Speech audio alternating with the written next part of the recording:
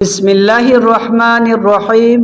حضرت عبداللہ ابن عمر رضی اللہ تعالیٰ عنہ بیان کرتے ہیں، رسول اللہ صلی اللہ علیہ وسلم نے ارشاد فرمایا، میری امت پر ایسا وقت آئے گا جیسے بنی اسرائیل پر آیا تھا، اور وہ مماثلت میں ایسے ہوگا جیسے جوتا جوتے کے برابر ہوتا ہے، حتیٰ کہ اگر ان میں سے کسی نے اپنی ماں سے علانیہ بدکاری کی ہوگی تو میری امت میں بھی ایسا کرنے والا شخص ہوگا۔ بے شک بنی اسرائیل 72 فرقوں میں تقسیم ہوئے اور میری امت 73 فرقوں میں تقسیم ہوگی، ایک ملت کے سوا باقی سب جہنم میں ہوں گے۔ صحابہ کرام نے عرض کیا، اللہ کے رسول، وہ ایک ملت کون سی ہے؟ آپ صلی اللہ علیہ وسلم نے ارشاد فرمایا، جس پر میں اور میرے صحابہ ہیں۔ حضرت عمر بن عوف رضی اللہ تعالیٰ عنہ بیان کرتے ہیں، رسول اللہ صلی اللہ علیہ وسلم نے ارشاد فرمایا، دین حجاز کی طرف اس طرح سمٹ جائے گا جس طرح سانپ اپنے بل کی طرف سمٹ جاتا ہے، اور دین حجاز میں اس طرح محفوظ ہوگا جس طرح پہاڑی بکری پہاڑ کی چوٹی پر پناہ لیتی ہے۔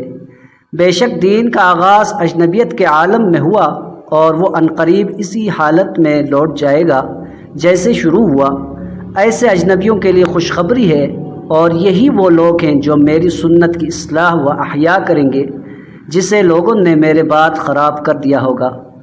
حضرت بلال بن حارث رضی اللہ تعالیٰ عنہ بیان کرتے ہیں، رسول اللہ صلی اللہ علیہ وسلم نے ارشاد فرمایا، جس نے میری کسی ایسی سنت کا احیا کیا جسے میرے بعد ترک کر دیا گیا تو اسے بھی اس پر عمل کرنے والوں کے برابر ثواب ملے گا، اور ان کے اجر میں کوئی کمی نہیں ہوگی۔ اور جس نے بدعت و ضلالت کو جاری کیا جسے اللہ اور اس کے رسول پسند نہیں کرتے تو اسے بھی اتنا ہی گناہ ملے گا جتنا اس پر عمل کرنے والوں کو ملے گا، اور ان کے گناہوں میں کوئی کمی نہیں ہوگی۔ حضرت عبداللہ ابن عمر رضی اللہ تعالیٰ عنہ بیان کرتے ہیں، رسول اللہ صلی اللہ علیہ وسلم نے ارشاد فرمایا، اللہ تعالیٰ میری امت کو یا فرمایا محمد کی امت کو گمراہی پر جمع نہیں کرے گا، اور اللہ تعالیٰ کا ہاتھ جماعت پر ہے، اور جو شخص جماعت سے جدا ہوا وہ جہنم میں الگ ڈالا جائے گا۔ ویڈیو اگر پسند آئی ہے تو ضرور چینل کو سبسکرائب کریں، ویڈیو کو لائک کریں، ایک پیارا سا کمنٹ کریں۔ شکریہ۔